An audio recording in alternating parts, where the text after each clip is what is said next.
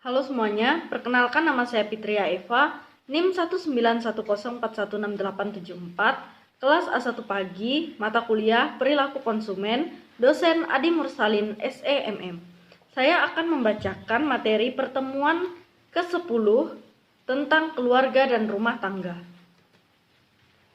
Keluarga adalah lingkungan yang paling dekat dengan konsumen. Lingkungan di mana sebagian besar konsumen tinggal dan berinteraksi dengan anggota-anggota keluarga lainnya.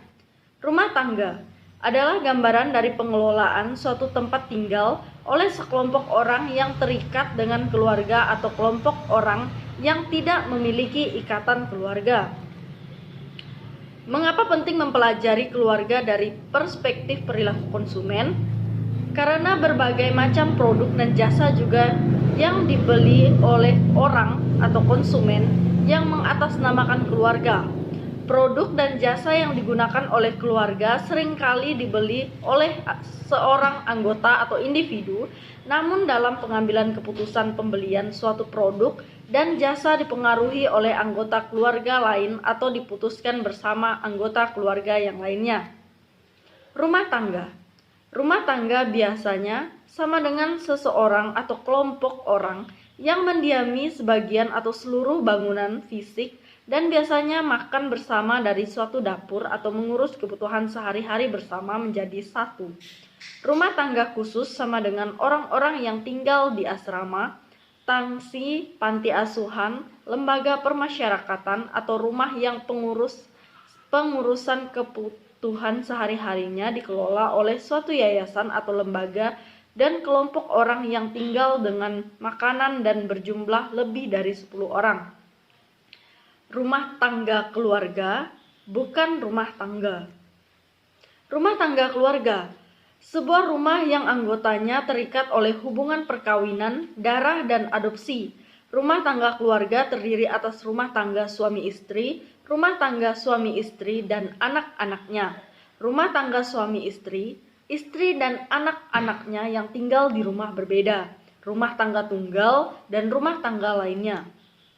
Bukan rumah tangga, sebuah rumah tangga yang anggotanya tidak terikat oleh hubungan perkawinan, darah, dan adopsi. Bukan rumah tangga terdiri atas rumah tangga yang dihuni oleh seorang pria sendiri, seorang wanita sendiri, dan 2 orang atau lebih yang mendiami sebuah rumah tanpa adanya ikatan keluarga. Jumlah anggota keluarga atau rumah tangga akan menentukan jumlah dan pola konsumsi suatu barang dan jasa. Jumlah anggota keluarga akan menggambarkan potensi permintaan terhadap suatu produk dari sebuah rumah tangga. Anggota keluarga saling mempengaruhi dalam keputusan pembelian dari konsumsi suatu produk. Masing-masing anggota keluarga memiliki peran dalam pengambilan keputusan. Seorang anggota keluarga mungkin memiliki lebih dari satu peran. Peran anggota keluarga dalam pengambilan keputusan. Yang pertama, inisiator atau initiator. Yang kedua, pemberi pengaruh atau influencer. Yang ketiga, penyaring informasi atau gatekeeper. Yang keempat, pengambilan keputusan atau decider. Yang kelima, pembeli atau buyer. Yang keenam, pengguna atau user. Initiator. Seorang anggota keluarga memiliki ide atau gagasan untuk membeli atau mengkonsumsi suatu produk. Ia akan memberikan informasi kepada anggota keluarga lainnya untuk dipertimbangkan. Influencer, seorang anggota keluarga yang selalu dimintai pendapat mengenai suatu produk atau merek yang akan dibeli dan dikonsumsinya. Ia dimintai pendapatnya mengenai kriteria atau atribut produk yang sebaiknya dibeli. Gatekeeper, seorang anggota keluarga yang menyaring semua informasi yang masuk ke dalam keluarga tersebut. Decider, seorang anggota keluarga yang memiliki wewenang untuk memutuskan apakah membeli suatu produk atau suatu merek. Biasanya seorang ibu lebih memiliki wewenang dalam pengambilan keputusan terhadap pembelian suatu barang atau produk. Buyer, seorang anggota keluarga yang membeli suatu produk atau memberi tugas untuk melakukan pembelian produk, barang, ataupun jasa. User, seorang anggota keluarga yang menggunakan atau mengkonsumsi suatu barang dan jasa. sebuah produk yang akan dikonsumsi oleh semua anggota keluarganya.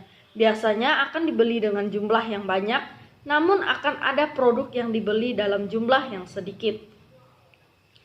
Inisiator atau initiator, seorang anggota keluarga yang memiliki ide atau gagasan untuk membeli atau mengonsumsi suatu produk. Pemberi pengaruh atau influencer, seorang anggota keluarga yang selalu dimintai pendapat mengenai suatu produk atau merek yang akan dibeli dan dikonsumsi. Penyaring informasi atau gatekeeper, seorang anggota keluarga yang menyaring semua informasi yang masuk ke dalam keluarga tersebut. Pengambilan keputusan atau decider, seorang anggota keluarga yang memiliki wewenang untuk memutuskan apakah membeli suatu produk atau suatu merek. Pembeli atau buyer, seorang anggota keluarga yang membeli suatu produk atau yang diberi tugas untuk melakukan pembelian produk. Pengguna atau user, seorang anggota keluarga yang menggunakan atau mengkonsumsi suatu produk, barang, ataupun jasa. Model pengambilan keputusan produksi oleh sebuah keluarga dalam pengambilan keputusan. Istri dominan dalam pengambilan keputusan, suami dominan dalam pengambilan keputusan, keputusan autonomi, keputusan bersama. Istri dominan dalam mengambil keputusan. Istri memiliki wewenang untuk memutuskan membeli suatu produk atau merek, apa yang dibeli untuk dirinya sendiri dan untuk anggota keluarganya. Suami dominan dalam pengambilan keputusan. Suami memiliki wewenang untuk memutuskan produk dan merek apa yang dibeli untuk dirinya sendiri dan untuk keluarganya. Keputusan autonomi. Keputusan yang dilakukan oleh istri atau suami yang biasa dilakukan tanpa bergantung dari salah satunya. Si suami dapat memutuskan pembelian produk tanpa harus bertanya kepada istrinya dan begitu juga sebaliknya. Keputusan bersama. Keputusan untuk membeli produk dan jasa dilakukan secara bersama-sama antara suami dan istri. Keputusan untuk membeli produk, barang, dan jasa yang berharga mahal biasanya dilakukan bersama. Undang-Undang Nomor 10 Tahun 1992 tentang Perkembangan Kependudukan dan Pembangunan Keluarga Sejahtera memberikan landasan bagi keluarga dalam menjalankan fungsi keagamaan, fungsi sosial budaya, fungsi cinta kasih, fungsi melindungi, fungsi sosialisasi dan pendidikan, fungsi reproduksi, fungsi ekonomi, dan fungsi pembinaan lingkungan. Fungsi keagamaan mendorong dan mengembangkan anggotanya agar kehidupan keluarganya menjadi wahana persemaian nilai-nilai luhur budaya bangsa untuk menjadi insan-insan agamis yang penuh iman dan takwa kepada Tuhan Yang Maha Esa. Fungsi sosial dan budaya memberikan kesempatan kepada keluarga dan seluruh anggotanya untuk mengembangkan kekayaan budayanya, bangsa, dan beraneka ragam dalam suatu kesatuan. Fungsi cinta kasih memberikan landasan yang kokoh terhadap hubungan antara anak dengan anak, suami dengan istri, orang tua dengan anaknya, dan serta hubungan kekerabatan antara generasi sehingga keluarga menjadi wadah utama bersemaiannya kehidupan yang penuh cinta kasih dan lahir batin. Fungsi melindungi seluruh anggota keluarganya sehingga seluruh anggota keluarga mendapatkan rasa nyaman dan aman. Fungsi sosialisasi dan pendidikan memberikan peran kepada keluarga untuk mendidik keturunan agar dapat melakukan penyesuaian dengan kehidupan di masa depan dalam bentuk keterampilan, keahlian, dan pengetahuan. Fungsi reproduksi melanjutkan keturunan yang direncanakan dapat menunjang terciptanya kesejahteraan manusia. Fungsi ekonomi. Keluarga menyediakan kebutuhan fisik yang mencukupi dan memadai bagi semua anggota keluarga dalam bentuk makanan, minuman, pakaian, rumah, dan pemeliharaan bagi seluruh anggota keluarganya. Fungsi pembinaan lingkungan memberikan setiap keluarga kemampuan menempatkan diri secara serasi, selaras, dan seimbang sesuai dengan daya dukung alam dan lingkungan yang berubah secara dinamis. Fungsi lainnya yang sangat penting dalam kaitannya fungsi keluarga dengan perilaku konsumen.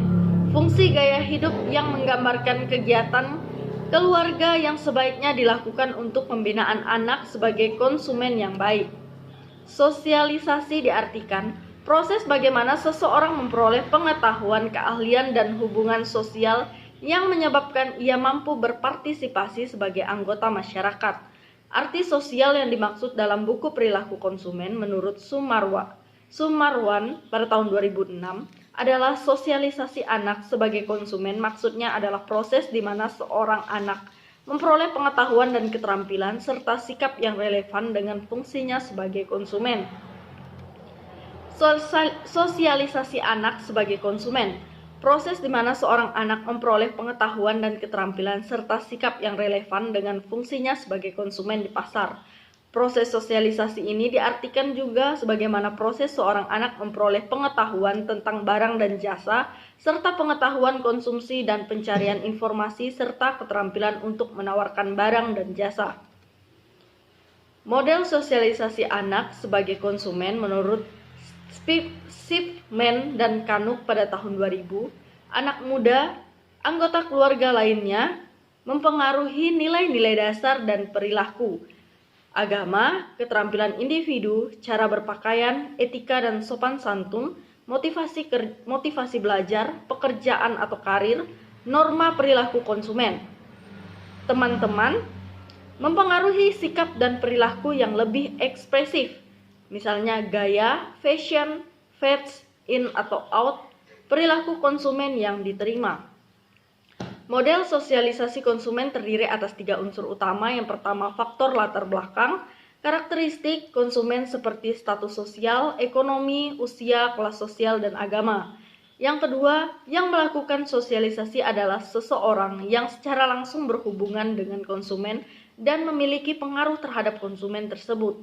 Yang ketiga, proses belajar dipengaruhi oleh orang yang melakukan sosialisasi tersebut dan akan mempengaruhi proses belajar konsumen melalui proses belajar modeling, penguatan, dan kognitif. Hasil akhir dari proses sosialisasi konsumen adalah konsumen yang telah tersosialisasi. Model sosialisasi konsumen Women dan Minor pada tahun 1998. Latar belakang: yang pertama, status sosial ekonomi, yang kedua, jenis kelamin, yang ketiga, umur, yang keempat, kelas sosial, dan yang kelima, agama.